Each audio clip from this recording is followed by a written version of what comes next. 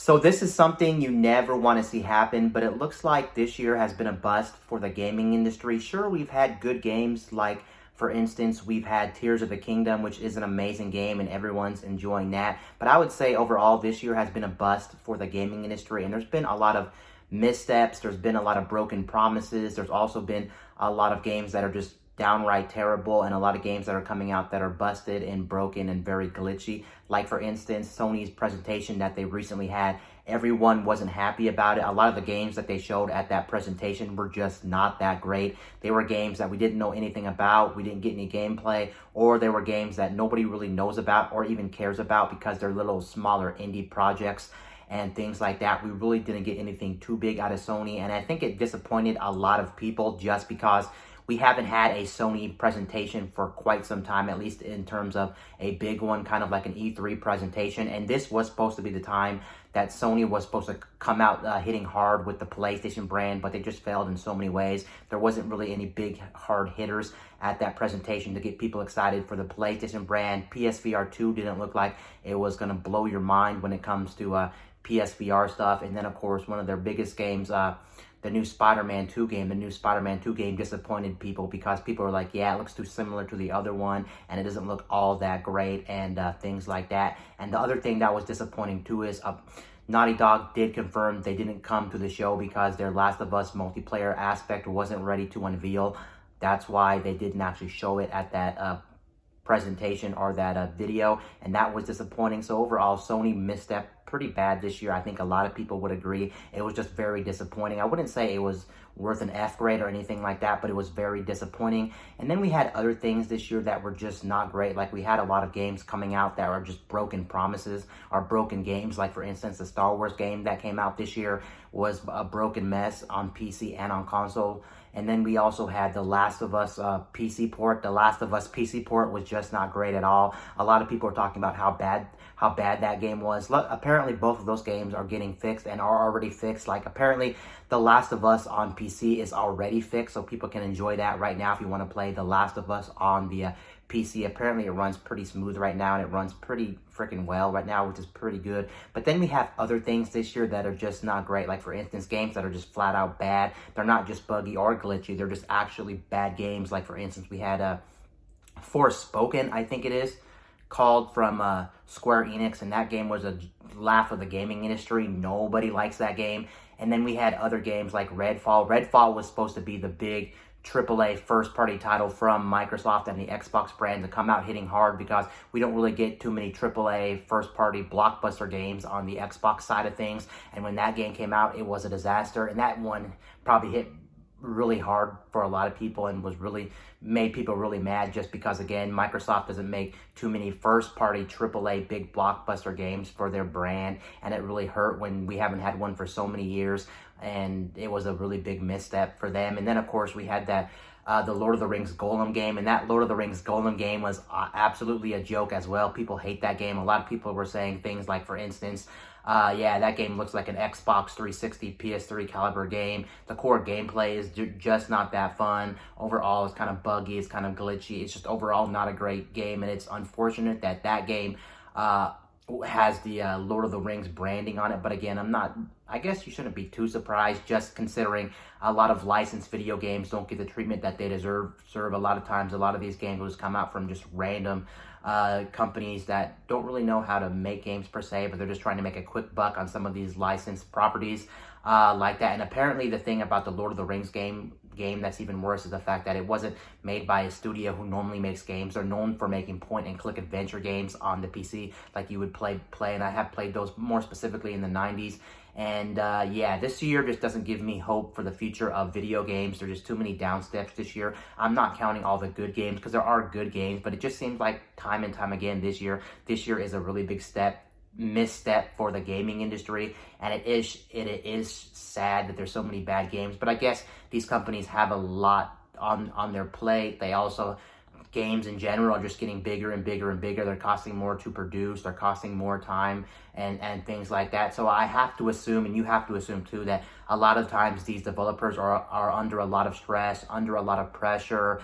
They're working hard. Just because these games fail doesn't mean they don't put their heart and soul into these games. A lot of these companies, of course, do put their heart and soul into these games, and it's sad when some of these games come out, especially like this Lord of the Rings game that apparently they've already showed for 5-something years. They showed it a long time ago, and people were excited for this game, but for this game to come out in a really, it's just bad overall. It's just not a great feeling, and I'm sure the people who made the game are looking at this game and are like, yeah, we really did misstep somewhere, and they probably feel really, really bad about themselves because, let's face it, it's just not a great game. I don't know how they managed to make that. I don't know if it was the upper hands telling the devs of that team to go ahead and greenlight this game and make it the way it was, but yeah, it's just bad, and that also doesn't give me hope for the future of the Microsoft brand as well, at least when it comes to this year, because there's been so many missteps this year, whether it's the Sony presentation and everything else that's happened this year. I don't really expect Microsoft to come out of the gate swinging when they have their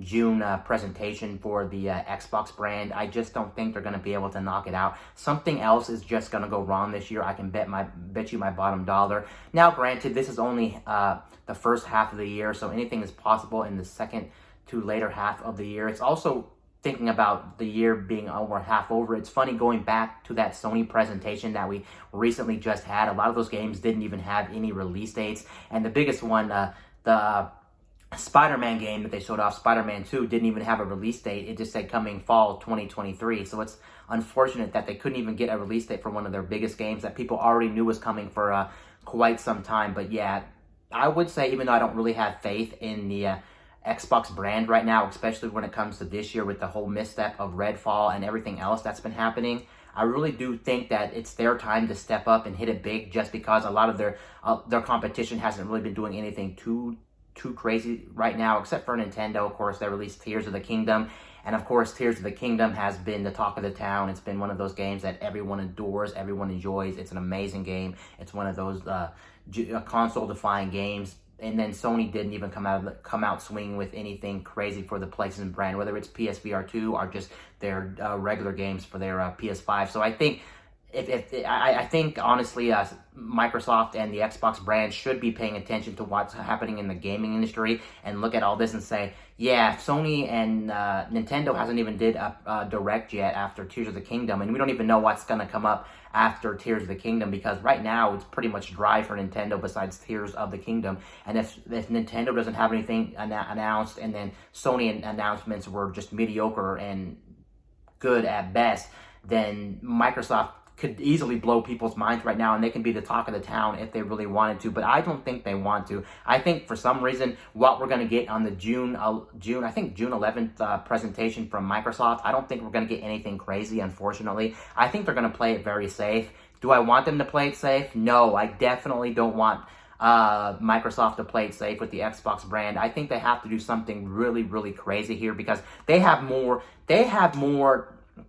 how do I put this? They basically have more pressure on them than any other gaming company out there right now. Sure, Sony's Direct or Sony's presentation wasn't good per se, but it's not really that big a deal because they still have a good backlog of games that they can actually rely on, even if that presentation disappointed so many people and things like that. But Microsoft doesn't have a good category of backlog of games, and everyone keeps always clowning Microsoft for saying, oh yeah, the Xbox doesn't have games, when again, it clearly has games. It's just that we don't really get too many first-party AAA games from Microsoft that are first-party games, and it's weird too, considering we have, I've said this many, many times, they have like 22 or 23 studios. I think something is clearly wrong with Microsoft when they have that many studios and they're not showing any gameplay or releasing any games. Sure, games take a very long time to make, I understand that, but you would think out of the 22 studios, one of those studios would be ready to release a big AAA game that's not going to be a mess of a game like Redfall. Redfall technically should have been that game,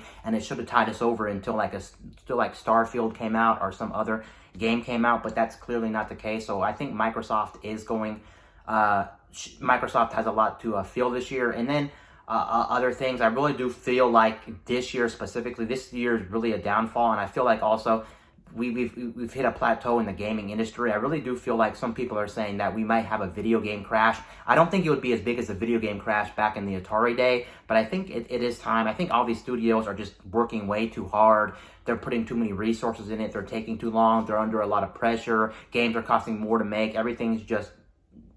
everything is just building up, and I think we would have a crash because a lot of things are going wrong in the gaming industry right now. That's just not great. You keep hearing all this different stuff, and unfortunately, this is not the year for gaming outside of Tears of the Kingdom and some other games. But for the most part, it's been miss after miss after miss, and a lot of broken and a lot of bad games this year. And it's unfortunate. Maybe the rest of the year will actually be a comeback for this year, but for the most part, I'm gonna remember 2023 as a year where for the most part, besides Tears of the Kingdom, it was pretty much a bust for the gaming industry and games as a whole. Anyway, guys, this is Wayne signing out.